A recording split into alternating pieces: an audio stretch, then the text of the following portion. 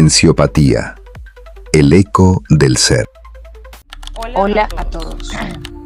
Bienvenidas y bienvenidos a Dimensiopatía, el lugar donde lo invisible cobra voz, donde lo prohibido se habla y donde las preguntas no siempre tienen respuesta.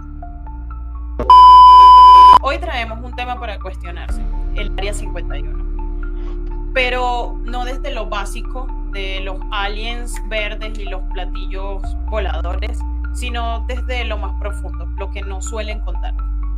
Documentos, tecnología oculta y operaciones secretas. ¿Y por qué usan esta base para ocultar cosas mucho más grandes?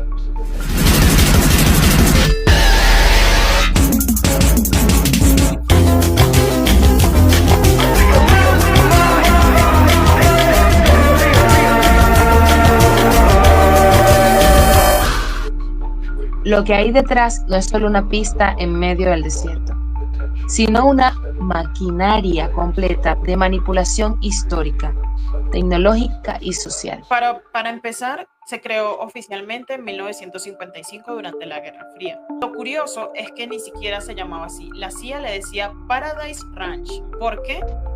Para convencer a los ingenieros de que era un lugar paradisíaco. De hecho, todo comenzó por el desarrollo del avión espía U-2, capaz de volar a más de 20.000 metros de altura. Para evitar que la Unión Soviética se enterara, necesitaban un sitio lejos de cualquier testigo. Así nace Groom Lake. Sin embargo, no fue sino hasta 2013 que el gobierno de Estados Unidos siquiera admitió su existencia, gracias a los documentos desclasificados por la CIA. Antes de eso era solamente un mito urbano. Pero, ¿por qué tanta opacidad? ¿Por qué hasta hoy sigue siendo un espacio prohibido? Incluso los satélites comerciales tienen limitaciones para mostrar ciertas áreas de la base. Pero no se detuvo con el U-2. Una vez que tuvieron Groom Lake, llegaron proyectos aún más locos. El más brutal fue Aqualine en los años 60. Drones en forma de pájaros para espiar y no ser detectados, equipados con cámaras infrarrojas y equipaje de espionaje acústico. Después llegó High Blue y el F-117 Night Tag, el primer avión invisible al radar. ¿Sabías que esa tecnología se basó en fórmulas matemáticas de un físico soviético que encontraron en una biblioteca? Y así, Groom Lake se convirtió en el epicentro de pruebas de prototipos imposibles. Aviones que el resto del mundo no vería en décadas.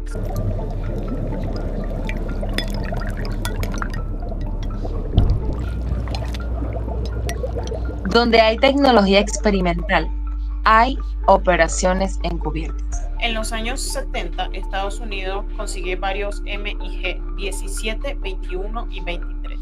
¿Qué hicieron? Los llevaron a Groom Lake para estudiarlos, volarlos y saber cómo derrotarlos.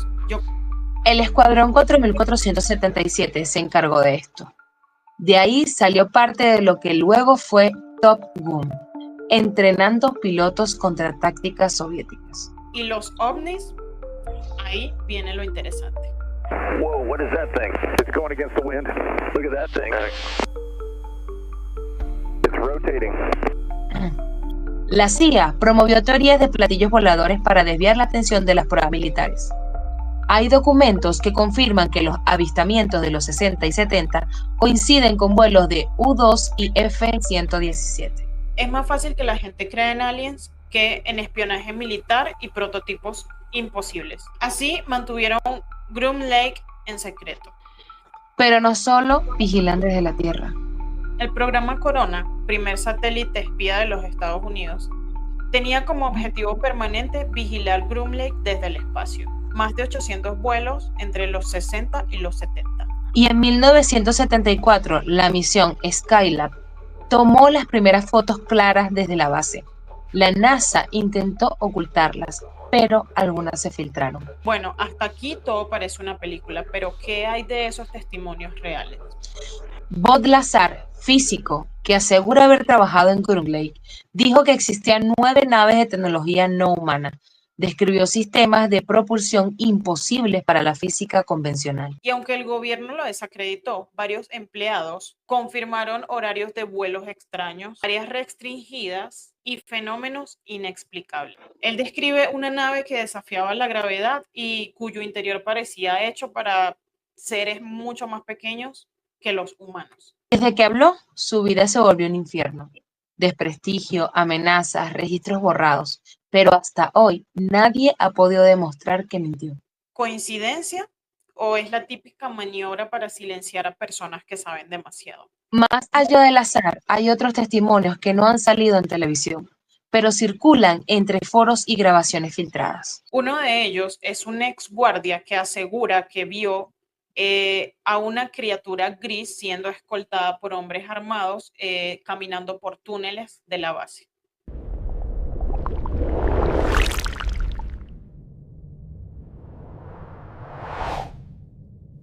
Otra historia habla de un piloto que sobrevoló por error la zona prohibida y fue interceptado por cazas.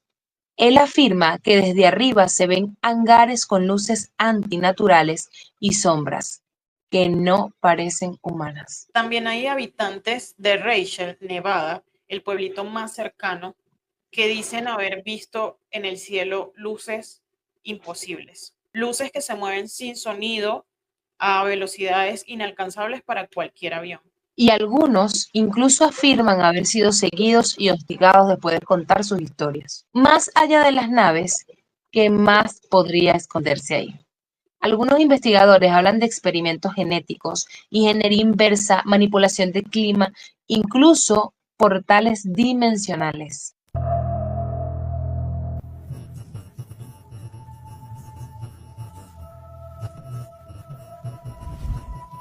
Hay quienes aseguran que el Área 51 no es solamente un depósito de secretos, sino la punta de un iceberg de un pacto entre gobiernos y entidades no humanas. Pero también hay otra posibilidad más siniestra todavía, que toda la narrativa extraterrestre sea una cortina de humo para ocultar tecnologías humanas inconfesables, armas biológicas o quizás psicológicas.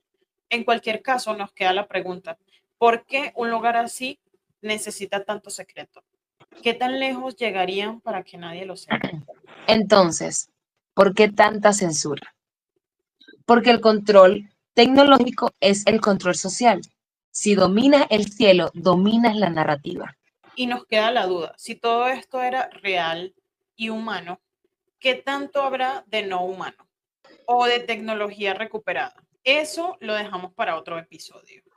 Si quieren que sigamos con Groom Lake, Proyecto Montauk, o incluso con las conexiones de Groom Lake con el Área S4, coméntenlo.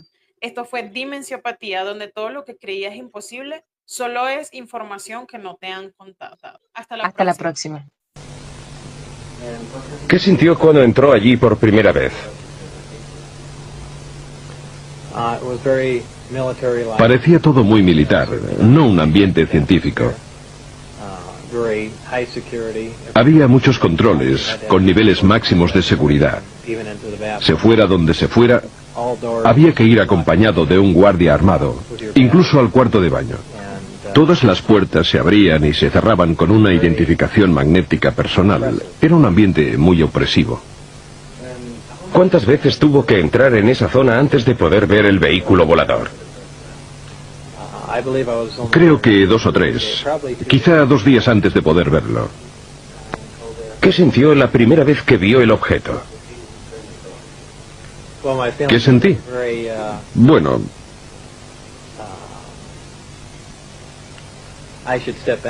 volviendo atrás en el tiempo, la primera vez que vi la astronave fue cuando entré en el hangar y me dije, esto explica por fin todos esos avistamientos de ovnis. Es un vehículo militar secreto en fase de experimentación y ya está. En realidad fue la segunda vez que lo vi, al entrar en su interior, cuando me di cuenta de lo que estaba sucediendo. Es decir, de que se trataba de un vehículo extraterrestre. Obviamente, esto sucedió después de haber leído todo el material informativo. Y entonces, en ese momento cambió todo. Era una sensación distinta, algo inquietante. Me sentía como un intruso. Es algo muy difícil de describir. Aún así, inténtelo. Me parecía... ¿Tienes presentes las fotos de Billy Mayer tomadas durante sus avistamientos? Era increíblemente parecido a los discos de sus fotos. Una forma fugaz pero nítida de una nave discoidal. Es bastante difícil describirlo así, sin dibujarlo. Pero tenía la típica forma de platillo volante. ¿De un solo tipo o de varios? En total había 9 platillos. Pero yo trabajé en ingeniería inversa solo con un objeto. Estaban en hangares separados y en cualquier caso eran todos visiblemente distintos. ¿Le dijeron alguna vez cómo habían sido recuperados por el Cuerpo de Inteligencia de la Marina? No, en absoluto.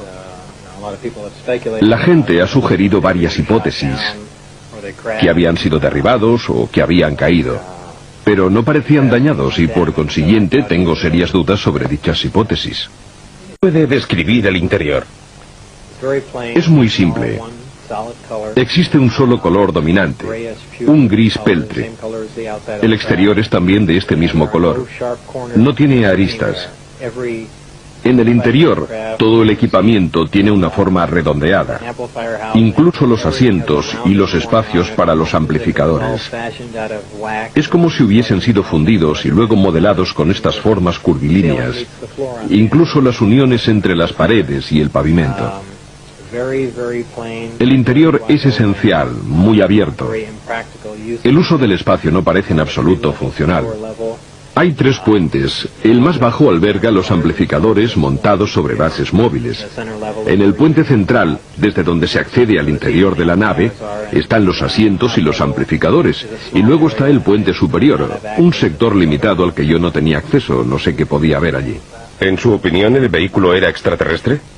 Absolutamente sí, extraterrestre, no hay duda. ¿Por qué? En primer lugar, el objeto del proyecto era analizar la nave. Si se hubiera tratado de un aparato de Estados Unidos, no habríamos perdido tiempo en tratar de entender cómo lo habíamos construido. En segundo lugar, por las dimensiones del equipamiento interno, por el tamaño de los asientos y por los materiales utilizados, absolutamente desconocidos para nosotros. Y por último, por el carburante, el elemento 115, que en realidad no existe.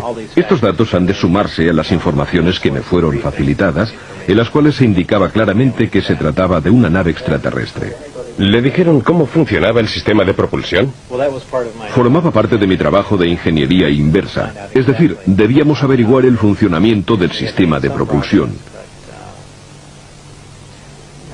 Habían realizado ya algunos progresos, pero no sé exactamente desde cuándo se encontraba allí la nave, si llevaban 1 o 10 años analizándola. En cualquier caso, con pocos progresos. El sistema es impresionante. Está compuesto por 2 partes, los amplificadores de gravedad y el reactor que proporciona energía. El reactor funciona por aniquilación completa, alimentado por antimateria.